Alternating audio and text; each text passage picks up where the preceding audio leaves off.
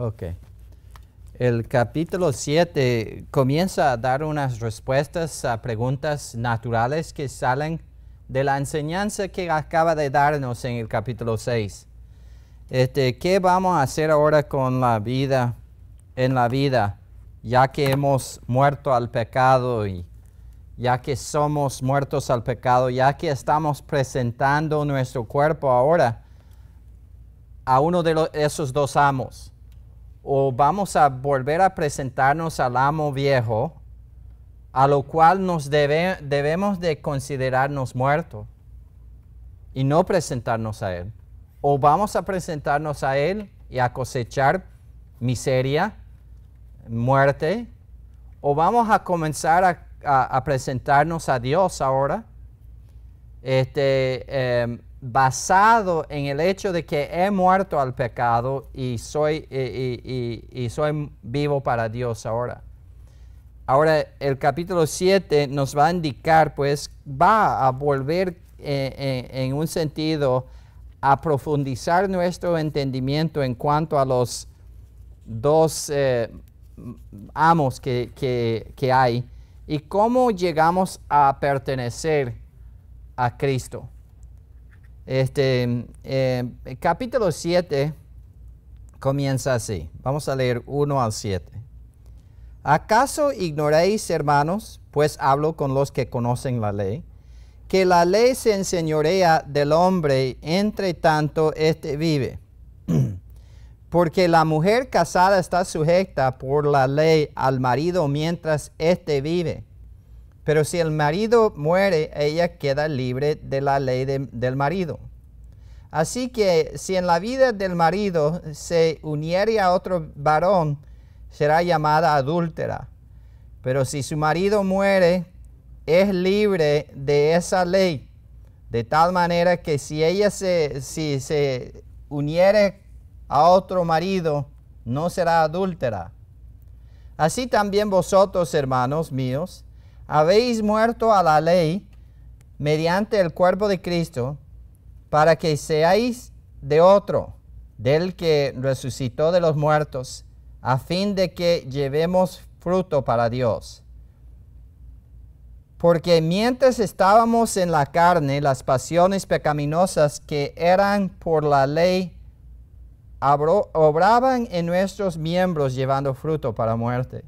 Pero ahora estamos libres de la ley por haber muerto para aquella en que estábamos sujetos, de modo que sirvamos bajo el régimen nuevo del Espíritu y no bajo el régimen viejo de la letra.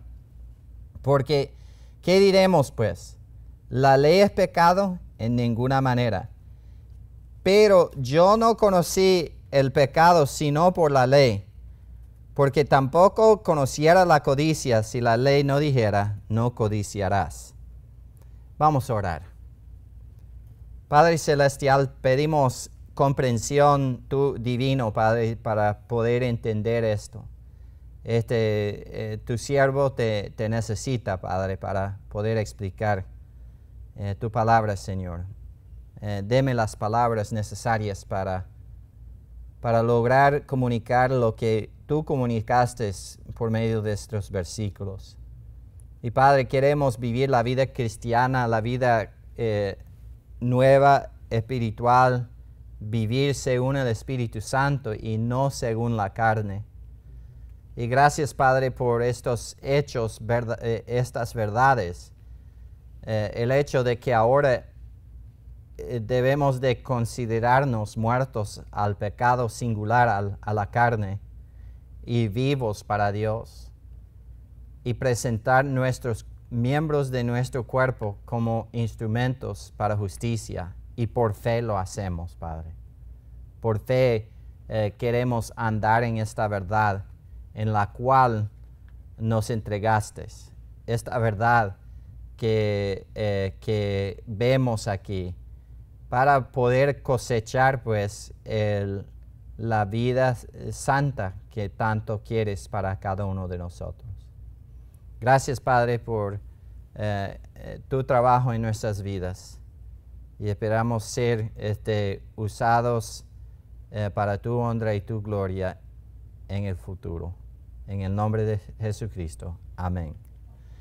Entonces, estamos viendo la santificación posicional hecha práctica. Ahora, ¿qué vamos a hacer con esta comprensión que tenemos? Ahora, volviendo a nuestro bosquejo, hemos visto la santificación posicional y estamos ya avanzando en lo que es la santificación práctica. Cómo vivir esta verdad de 1 al 10, de 6, 1 al 10, que dice que hemos muerto con Cristo, hemos sido bautizados por el Espíritu de Dios en su muerte, entierro y resurrección.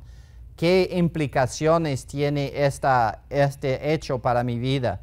Y tienen bastante implicaciones.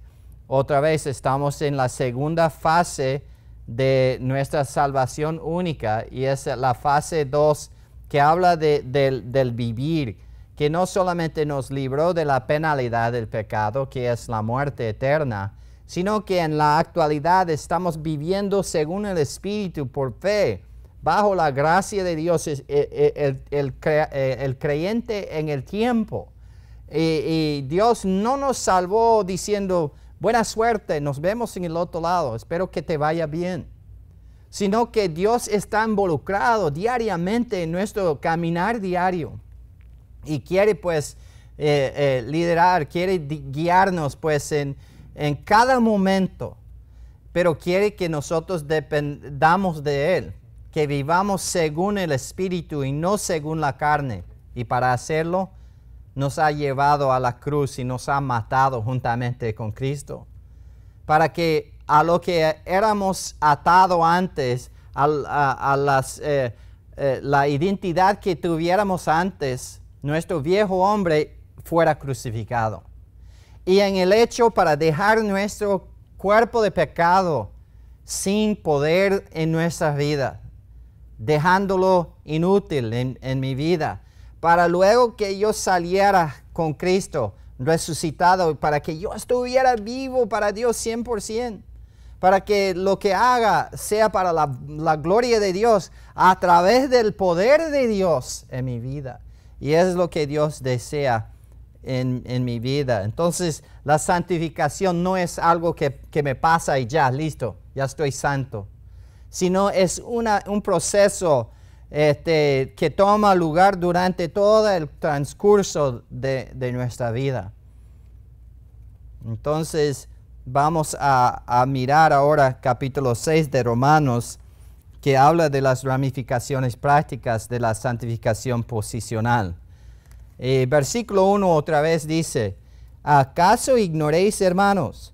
Pues hablo con los que conocen la ley, que la ley se enseñorea del hombre entre tanto éste vive.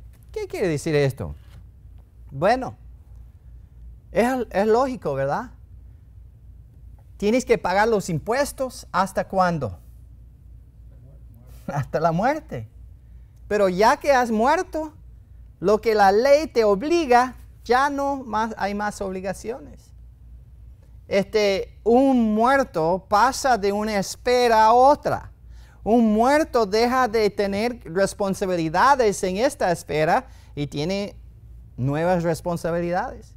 Y hasta que uno muera no sabe que en realidad está involucrada en esa vida próxima, menos que lo que está descubierto acá, si lo sabemos algo.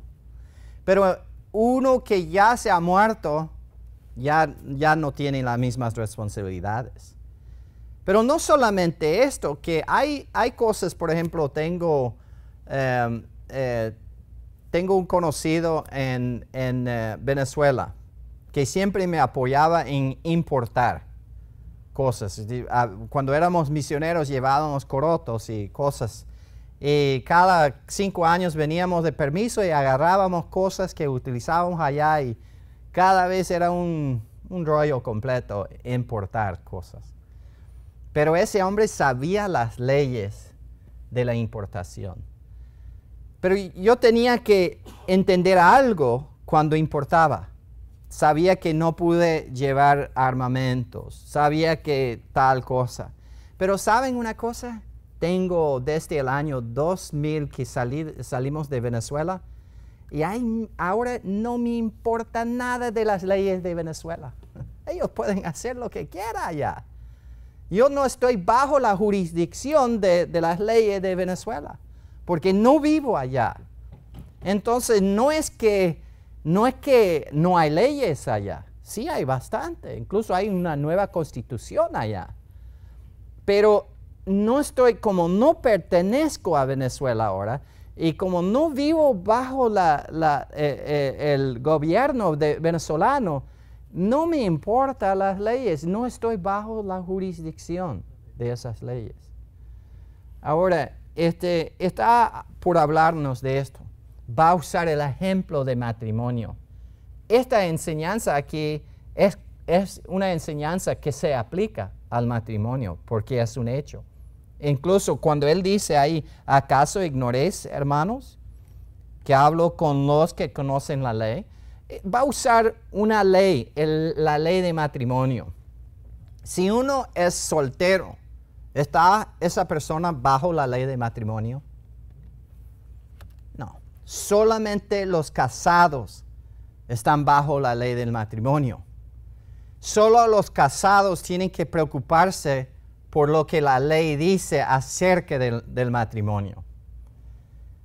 El soltero está bajo otras leyes, pues, pero no bajo la ley del matrimonio. Ahora, cuando yo no era creyente, tenía ciertas cosas que eran verdad de mí y vivía bajo la esfera de la ley. La ley era Dios me estaba, gobernando bajo el régimen de la ley, de la letra.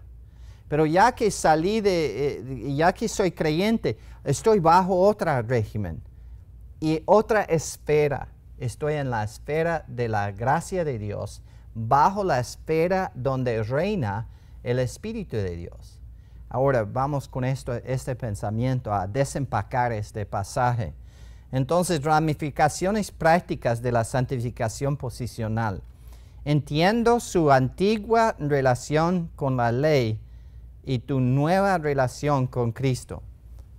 Definimos un par de términos. Primeramente, la muerte bíblica. ¿Qué quiere decir la muerte en la Biblia? Cuando veas la palabra muerte, en griego thanatos, en la Biblia, debes determinar su significado.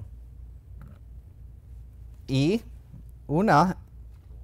el término bíblico de muerte no significa en ninguna parte aniquilación u obliteración o eliminación. Incluso si Dios aniquila a alguien, sigue viviendo. Pero ¿dónde sigue viviendo? Es la pregunta. ¿Va a seguir en el infierno o con Dios? Pero el alma no muere. Es algo que o mueres en la presencia mueres en la presencia de Dios o mueras en la esfera de castigo. Y bueno, eso sería tremendo ahí. El concepto bíblico de muerte transmite un estado de separación y nunca la cese de existencia. Y hay religiones por ahí, por ejemplo, los adventistas y diferentes grupos, los testigos de Jehová dicen que no, ya que uno muere desaparece, como si nunca viviera, pues. Pero no es cierto. La Biblia dice que le toca al hombre una vez la muerte y después de eso, el juicio. Sí, hay juicio después. La muerte física es la separación del alma y el espíritu del cuerpo. Génesis 5:5 es uno de los versículos más tristes de la Biblia. Porque un hombre que estaba hecho a la imagen de Dios, que estaba hecho para vivir para siempre, muere. Adán. El que Dios no lo hizo para que él muriera, pero murió. Murió físicamente. en ese sentido. Y la Biblia enseña que aún después de la muerte, el alma y el espíritu continúan viviendo. La muerte espiritual es la separación del cuerpo, alma y espíritu de Dios, la fuente y el dador de la vida. Por eso la Biblia puede hablar de personas muertas, aunque aún viven físicamente. Mira en Efesios 2:1, un versículo muy común a todos nosotros, pero 2:1 dice, y Él os dio vida a vosotros cuando estabais muertos en vuestros delitos y pecados. Entonces hay muchos que dicen que no, fuimos muertos como si éramos cadáveres. Pero miren estos muertos acá. ¿Qué hacían estos muertos? Versículo 2. En los cuales anduvisteis en otro tiempo, siguiendo la corriente de este mundo, conforme al príncipe de la potestad del aire, el espíritu que ahora opera en los hijos de desobediencia, entre los cuales todos nosotros vivíamos. Pero dice que éramos muertos, pero vivíamos. En otro tiempo, en los deseos de nuestra carne, ¿haciendo qué? Haciendo la voluntad de la carne en los pensamientos, y éramos por naturaleza hijos de ira, lo mismo que los demás. Entonces, ¿qué dice esto? Dice que aunque éramos muertos en nuestros delitos y pecados, éramos bien vivos en esa muerte, porque seguíamos haciendo tremendas barbaridades bajo la corriente de este mundo y bajo el enemigo. La muerte eterna, llamada también la segunda muerte, es la separación de Dios por la eternidad en el terrible lugar llamado el lago de fuego. Y podemos ver esto en Apocalipsis, donde llama a esa muerte la segunda muerte. Entonces, es segunda porque una vez uno muere físicamente, pero uno es resucitado con cuerpo inmortal, aún los no creyentes. Aún los no creyentes, según Jesucristo, serán vivificados y tendrán un cuerpo también, pero un cuerpo que va a resistir el fuego, en el sentido de que no será consumido en los fuegos, en el fuego del infierno. La muerte racional es cuando uno tiene una ruptura de compañerismo y comunicación con otra persona, también conocida por algunos como la muerte temporal. Apocalipsis 3:1 es un buen ejemplo de una gente, una iglesia que representaba un grupo de creyentes, y Cristo los llama muertos. En 3:1, hablando de la iglesia de Sardis, dice: escriba el ángel de la iglesia en Sardis, el que tiene los 7 espíritus de Dios y las 7 estrellas, dice esto: yo conozco tus obras, que tienes nombre de que vivas y estás muerto. Como iglesia estaban pues en una posición temporal, de muerte temporal. Entonces, en el nivel humano, la muerte física termina con la jurisdicción de la ley. Ahora, otra palabra que hay que definir es la palabra ley, nomos en el griego. Cuando ves la palabra ley en la Biblia, tienes que determinar su significado también, y se define por el contexto. La ley puede referirse a las leyes civiles que gobiernan la sociedad. Por ejemplo, creo que está usando la palabra ley así cuando dice aquí en capítulo 7 de Romanos, versículo 2 y 1, dice: ¿acaso ignoréis, hermanos, pues hablo con los que conocen la ley, que la ley se enseñorea del hombre entre tanto que éste vive? Porque la mujer casada está sujeta por la ley al marido mientras éste vive. Está hablando no con judíos en este libro, algunos judíos estaban en esa iglesia, pero está hablando con los romanos, con la ley que ellos entendían. Y los romanos eran expertos en crear leyes. Ellos pensaban que por ley pudieron gobernar a la sociedad humana y eran dados 100% a crear leyes como gobierno. Y tenían leyes sobre el matrimonio. La ley también puede significar un principio que se halla en la naturaleza o en la vida. Leyes naturales, por ejemplo, la ley de gravedad. Ustedes saben cómo funciona, ¿verdad? La ley de gravedad es interesante. Si yo dejo caer este libro acá, digo, si lo suelto, ¿para dónde va? Hacia arriba, ¿verdad? ¿No? Vamos a ver. Hermano Oscar es experto en la ley. Pero saben que esto funciona así aquí en los Estados Unidos, pero si va a la India, al otro lado del mundo, 17 horas por vuelo, he hecho el vuelo. Ahí es diferente, ¿verdad? Como está en el otro lado del mundo, si sueltas un libro allá, va hacia arriba, ¿verdad? Porque está... No. En todo el mundo, la ley de gravedad es igual. Entonces hay leyes naturales que hay que entender. Y Romanos 8:2 habla de una de estas leyes naturales. ¿Saben cuál es? La ley del pecado. La ley del pecado. ¿Y qué es esa ley? Juegas con el pecado y mueres. Romanos 8:2 dice, porque la ley del Espíritu de vida en Cristo Jesús me ha librado de la ley del pecado y de la muerte. No se puede esquivar esto, no se puede pues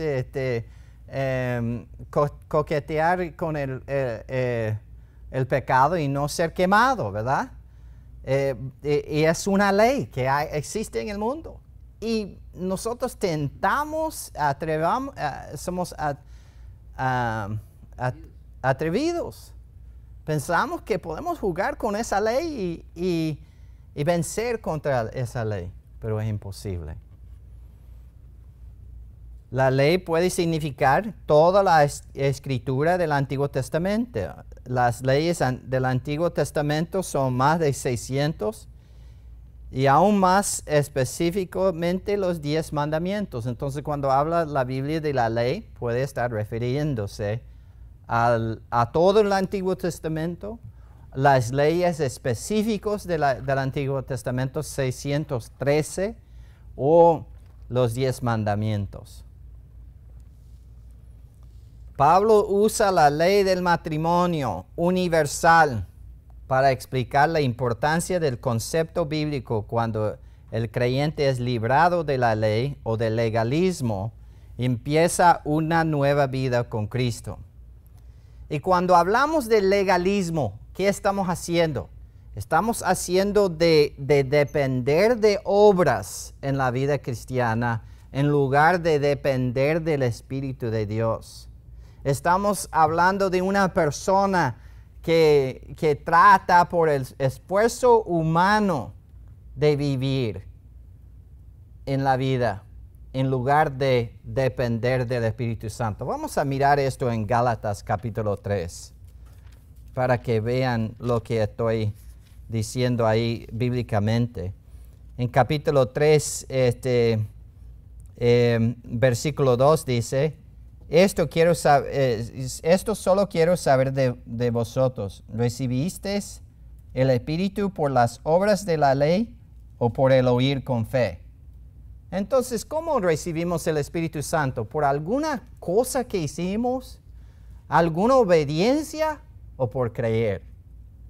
Por creer. Ahora, ya que lo recibimos de esta forma, versículo 3, tan necios sois, habiendo comenzado por el Espíritu, ¿ahora vais a acabar por la carne? Habiendo comenzado por el Espíritu Santo, ¿ahora voy a terminar mi vida cristiana volviendo al esfuerzo humano? Y hay muchos creyentes atrapados en el esfuerzo humano porque no entienden que la vida cristiana es por el Espíritu Santo y no por la determinación humana. Incluso miren, tantas cosas, versículo 4. ¿Habéis padecido en vano? Si es que realmente fue en vano. Aquel pues que os suministra el Espíritu y hace maravillas entre vosotros, ¿lo hace por las obras de la ley o por el oír por fe? O sea, la vida cristiana, lo milagroso de la vida cristiana es porque yo hago algo o por yo oír y creer. Y la Biblia dice que es por el oír y creer, no por volver a lo humano. Y nosotros somos a veces atrapados en una mentalidad legalística, pensando que si yo hago tal y tal cosa, obligo a Dios. Y saben que esto es lo que hacen los indios de la selva. Ellos hacen, mira, si hago este cántico y si hago estas acciones, los espíritus tienen que cumplir. Es una clase de idolatría que hemos traído a la iglesia, tratando de que no, si yo hago esto, si oro, si ayuno, obligo a Dios a obedecerme. Y es una cosa que estamos haciendo lo mismo que hicieron los Gálatas, volviendo a vivir por la carne en lugar de vivir según el Espíritu. Y es lo que Él está por decirnos, utilizando el ejemplo de la ley de matrimonio. Versículo 1, 7:1. Pablo escribió a creyentes que estaban versados en la ley, posiblemente la ley civil. ¿Acaso ignoráis, hermanos? Pues hablo con los que conocen la ley. Entonces está tomando eso como un dado. Toda la sociedad humana está bajo la jurisdicción de la ley hasta la muerte. Mira 7:1, dice, que la ley se enseñorea del hombre entre tanto éste vive. En toda sociedad, todo ciudadano es sujeto a las leyes que le gobiernan. ¿Hasta cuándo? Hasta la muerte. Y ahí termina. Versículos 2 y 3. Porque la mujer casada está sujeta por la ley al marido mientras éste vive. Pero si el marido muere, ella queda libre de la ley del marido. Y eso es lógico, ¿verdad? Lo entendemos. Una mujer casada está obligada a su marido por ley. Puede hacer ciertas cosas, pero otras cosas no. Y si ella trata de vivir aparte de esas cosas, puede causar problemas graves. Por ejemplo, debe de amar únicamente a su esposo, pero si se une con otro marido, causa problemas, hasta puede causar una pelea, una muerte. También ella legalmente no puede casarse con otro hasta que disuelve el primer matrimonio, porque la ley del matrimonio le obliga a cumplir ciertos deberes con su primer marido y tiene que resolver esto antes de que pueda casarse con otro.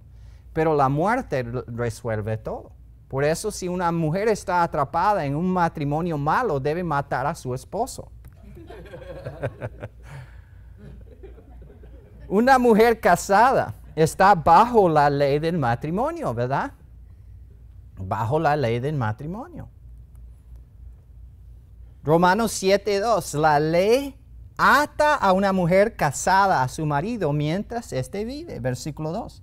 Porque la mujer casada está sujeta por la ley al marido mientras éste vive. Lógico, ¿verdad? Si él muere, ella queda libre de la jurisdicción de la ley del matrimonio. Ahora, ella no está muriéndose. Él es el quien muere. Pero en él morir, ella queda como soltera y no está bajo ese dominio legal. Ahora, tienen que seguir los pasos lógicos del apóstol aquí mediante el Espíritu Santo, lo que él escribió. Versículo 3. Así que si en vida del marido se uniere con otro varón, será llamada adúltera. Pero si su marido muere, es libre de esa ley. Un minuto después puede casarse legalmente, aunque en la sociedad sería un poco problemático. Pero legalmente, un minuto después de la muerte de su marido, ella es libre de casarse con otro. Medio minuto. Un segundo. Es libre de esa ley, de tal manera que si se uniere a otro marido, no será adúltera, pero sí sería mal hablada, ¿verdad? Pero si su marido muere, ella es libre de las demandas de la ley del matrimonio y estaría totalmente libre para casarse con otro. Tienen que pensar un momento. Si su marido muere, ella también muere.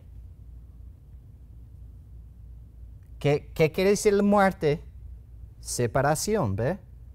Si su marido muere, ella queda muerta ¿a cuál ley?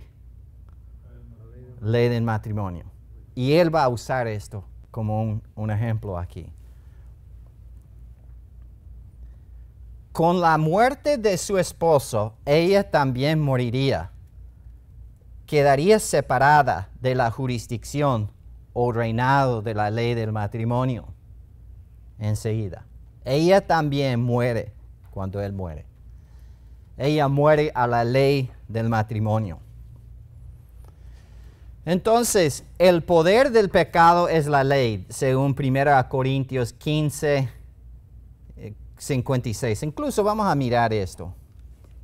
En 1 Corintios 15, 56. Un versículo interesante. 55 dice, ¿dónde está, oh muerte, tu aguijón? ¿Dónde, oh sepulcro, tu victoria? Ya que el aguijón de la muerte es el pecado, y el poder del pecado es la ley.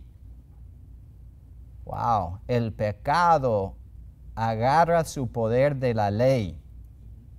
Interesante, ¿no? Y el pecado utiliza la ley para matarte a ti. Para matarte temporalmente, para matarte pues relacionalmente con otros o lo que sea. Gálatas 3:22. Gálatas 3:22. Dice, mas la Escritura los encerró todo bajo pecado para que la promesa que es por la fe en Jesucristo fuese dado a los creyentes. Ahora vamos a mirar un cuadro aquí. Aquí tenemos una señora no muy contenta, es triste, porque esta señora está casada con el señor Ley.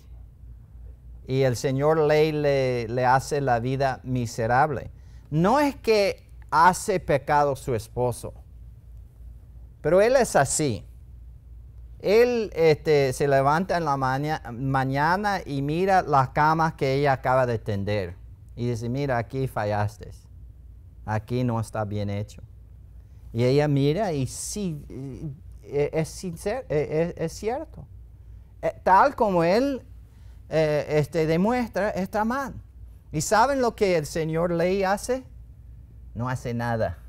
Simplemente demuestra. No levanta ningún dedo para ayudarle. Entonces van a la cocina y ella le sirve su plato. Comienza a comer. Está muy salado esto. Y sabe, ella lo prueba y sinceramente es correcto. Está muy salado. Dice que al levantarse, esto está fuera de orden aquí. Le muestra algo que no tiene mal puesto. Y saben que Él no hace nada para ayudarle. Simplemente tiene un estándar muy alto y es correcto lo que dice. Pero ella bajo el dominio de Él está pues totalmente deprimida. Bajo el ley de matrimonio, ella está bajo su jurisdicción. Tiene que cumplir con lo que Él manda. Pero un día, ¿ven lo que pasa? Un día el Señor se le muere el marido. Y saben que ella sale de la esfera debajo del dominio de Él y es soltera al instante. Ya no está bajo la jurisdicción del Señor ley, y por ley está libre de ley, del Señor ley.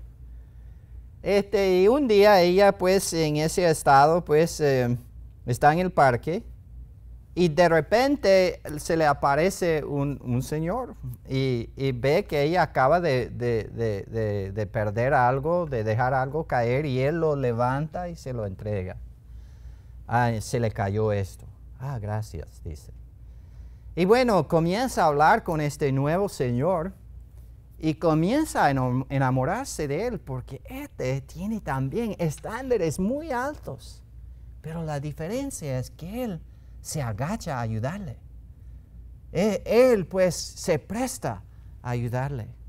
Entonces al tiempo, pues ella se enamora de ese señor y se llama por casualidad el Señor Gracia. Y entonces ella se casa con él y mira cómo cambia su rostro. Ahora es casado con otro, Cristo. Y estando en Cristo está bajo la esfera de Cristo. Y la esfera de Él es gracia.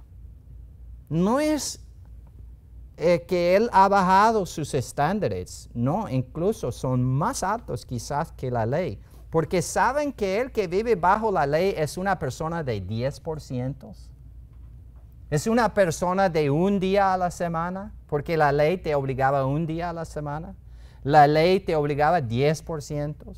La ley te obligaba a no matar, pero no hacía nada en realidad con amar a los enemigos. La ley decía, no cometer adulterio, pero no hizo nada con el corazón del ser humano, ¿verdad? La ley es así, hermanos, de esta altura más o menos. Una altura de 10%. Pero ¿qué de la gracia? La gracia tiene un estándar mucho más allá. Saben que bajo la gracia, sin obligarte, ¿cuántos días a la semana te acuerdas de Dios, de tu Dios? 7 días a la semana. Bajo la gracia, ¿qué porcentaje das al Señor? Te consideras todas tus riquezas suyas, de Él. Y de repente, en lugar de dar 10%, recibes 100 acá y das 100 por este lado. Sin sacar tu 90%, ¿ve? O sea, la ley decía no mates a nadie, pero bajo la gracia de Dios amas a tu enemigo. La ley decía no cometes adulterio, pero bajo la gracia ni miras al sexo opuesto. O sea que Dios nos lleva a un nivel mucho más allá. Por eso dice que los que están bajo la ley se han desligado de la gracia. Están viviendo ahí a un nivel muy bajo. Y aun cuando en el Antiguo Testamento, cuando estaban bajo la ley, ni pudieron hacer ese 10%. Ahora, bajo el régimen del Espíritu, podemos vivir otra vida completamente diferente. Miren Romanos 1, 16, 17, por ejemplo. Romanos 1:16 dice, porque no me avergüenzo del Evangelio, porque es poder de Dios para salvación a todo aquel que cree, al judío primeramente y también al griego, porque en el Evangelio la justicia de Dios se revela por fe, pero no termina ahí, sino para fe, para vivir por ese mismo fe que nos introdujo. Entonces es por fe y para fe. ¿Cómo está escrito? ¿Más el injusto? ¿El no creyente? No, el justo por la fe vivirá. Esto es como Dios quiere que vivamos. Ahora, vamos a pensar en algunas cosas. Cuando uno piensa en la ley, uno piensa en la obediencia, ¿verdad? Pero también podemos ponerle la carne ahí. Pero cuando pensamos en la gracia, estamos hablando de lo que concuerda con la gracia. ¿Y cuál es? La fe concuerda con la gracia. Como dice en Romanos 4:16. Ahí dice, por tanto, es por fe para que sea por gracia. Es por fe para que sea por gracia. ¿Bien? Entonces, la gracia concuerda con la fe y concuerda perfectamente con el Espíritu de Dios. Ahora, cuando vivimos bajo la gracia, estamos viviendo bajo lo que nos da el Espíritu de Dios para vivir la vida cotidiana cristiana, pues.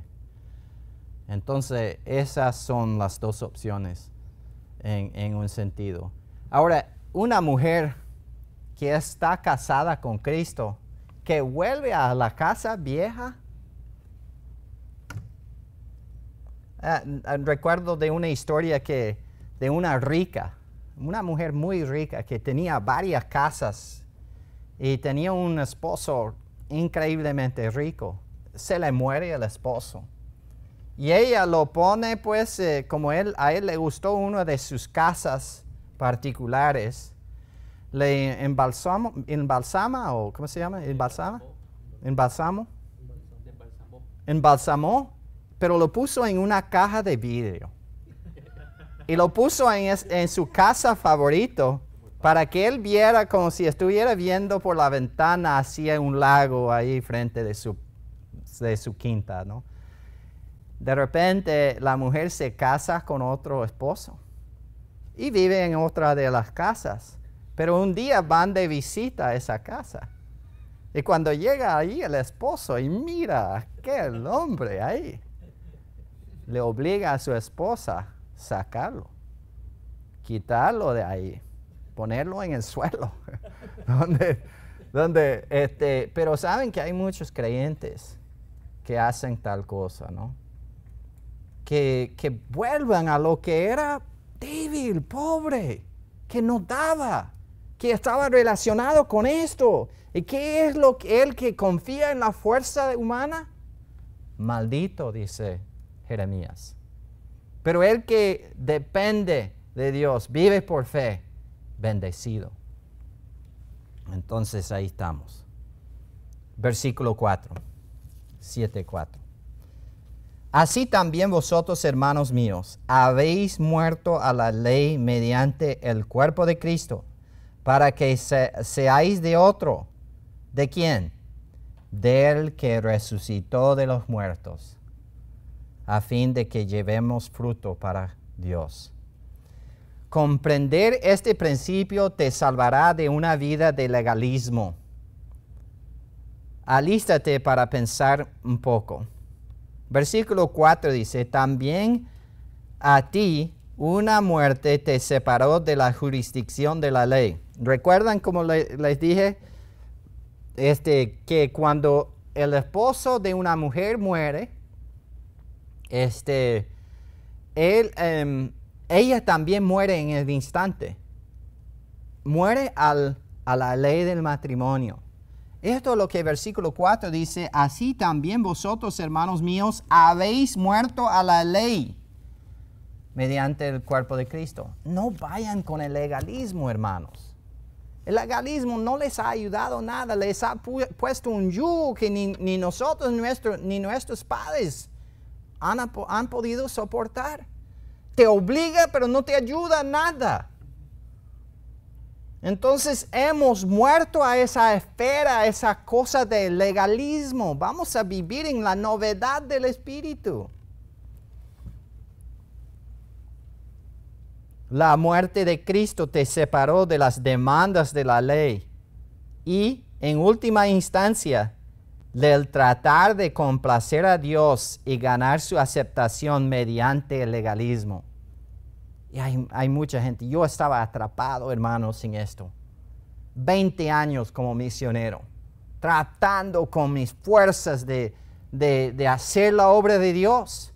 Hasta llegué cansado, agotado. Y por fin escuché este mensaje en México. Yo estuve de traductor en el año 2000 en México. Íbamos a ir a presentar un taller para pastores y llegaron 3 pastoritos. 4 fuimos de los Estados Unidos para enseñar a 3 allá. Y yo llegué ahí como traductor. Y el hermano comenzó a predicar este mensaje y se me abrieron los ojos. Yo era un legalista 100%, tratando por la fuerza humana, por inteligencia humana, por yo era una persona que, según dicen, que era un misionero de mucho éxito, había hecho mucho, pero cuando miro atrás, yo hice cosas, pero siempre era después de que yo me llegaba a estar completamente agotado. O sea que después de que yo no pude hacer nada, es cuando Dios metió la mano de hacerlo. Porque Él no comparte su gloria con nadie. Y yo en mi orgullo quería compartir la gloria. Yo quería ser famoso. Yo quería ser Él quien hacía las cosas. Yo quería ser Él quien buscaban y todo eso.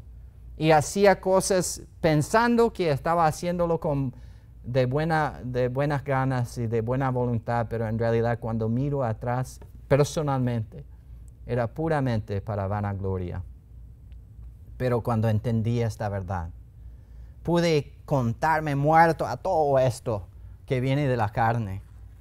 Muerto al mismo la carne mía y vivo para Dios. Cambió mi perspectiva y cambió la manera de vivir la vida.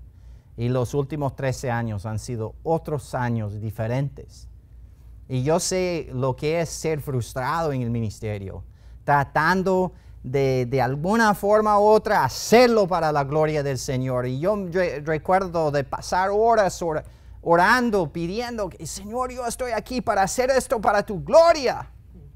Y no me ayudas. ¿Qué pasa, Señor? Y yo era nada más que un legalista. Pero era porque no entendía esto. Nadie me tomaba el tiempo de explicar lo que la Biblia dice. Y me dejaban atrapado diciendo, hermano, prueba más, trata más, ore más, esfuérzate más. Y yo trataría. Pero era puramente frustración. Y hermanos, no quiero que tengan eso, porque ya son separados de esto. Ya murió para ti el Señor Ley. Estás bajo la gracia de Dios. Disfrútelo. Disfrútelo. Fuiste co-crucificado con Cristo y así librado de una vida atada a la ley. No tienes que tratar de ganar el amor y la aceptación de Dios, viviendo bajo el aplastador peso de tus obras y la obediencia de la ley. Esta no es tu vida ahora. Tu vida es diferente. La vida que ahora vivo, la vivo en la fe de Jesucristo.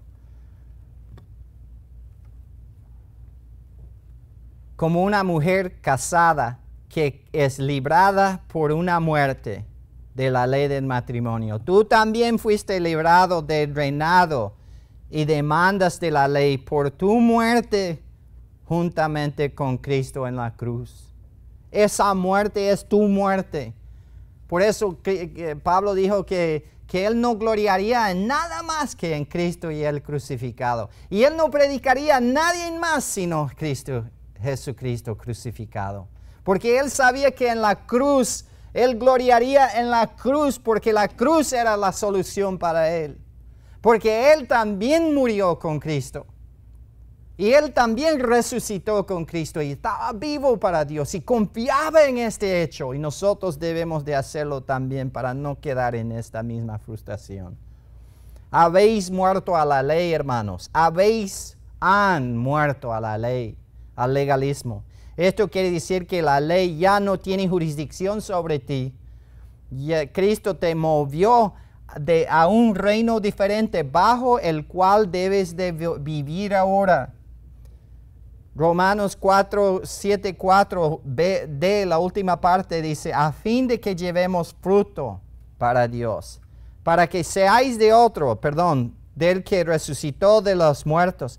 Ahora estás casado con Cristo, así que tienes como tu amado esposo, quien te ayudará constantemente a vivir la vida. Un amable esposo, Jesucristo. ¿Y para qué? ¿Para que vivamos como vagabundos? No, para que llevemos fruto para Dios. Buenas obras, pero obras que salen de la relación con Él, de la comunión con Él. ¿Cuáles son los resultados de tu relación con Cristo?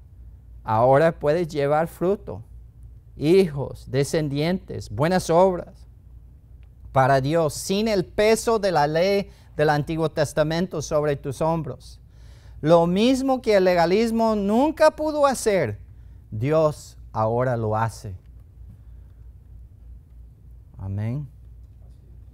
Cuando aún estabas en la carne, como un inconverso casado con la ley, esto fue lo que pasó, el versículo 5. Y no es cierto esto, hermanos. Porque mientras estábamos en la carne, eso era inconversos, ¿verdad? En la carne. Las pasiones pecaminosas que eran por la ley oraban en nuestros miembros llevando fruto para muerte. Eso fue el fruto de nuestra vida, muerte. La ley despertó tus pasiones pecaminosas. Ahora van a pensar que, oye, entonces la ley es mala. No, no es así. Simplemente no es bueno no es un buen esposo, simplemente. Tiene su función, pero no como esposo. Despertó tus pasiones pecaminosas. Tus pasiones pecaminosas se expresaban a través de los miembros de tu cuerpo. Ahí sí dice. Mientras estábamos en la carne, las pasiones pecaminosas que eran por la ley obraban en vuestros miembros. Las pasiones pecaminosas llevaron fruto para muerte en los miembros de tu cuerpo. ¿Y no es cierto? Sí es. ¿Cómo debe de ser tu vida ahora que estás casado con Jesucristo? ¿Cómo debe ser su vida? Bueno, primeramente vamos a leer el 6, hermanos. Pero ahora estamos libres de la ley. ¿Por qué? Por haber muerto para con ella, para con aquella en que estábamos sujetos. Hermanos, no solamente están muertos al pecado singular, a tu vieja naturaleza, pero también en la muerte que tuviste con Cristo, moriste al legalismo, moriste a la ley.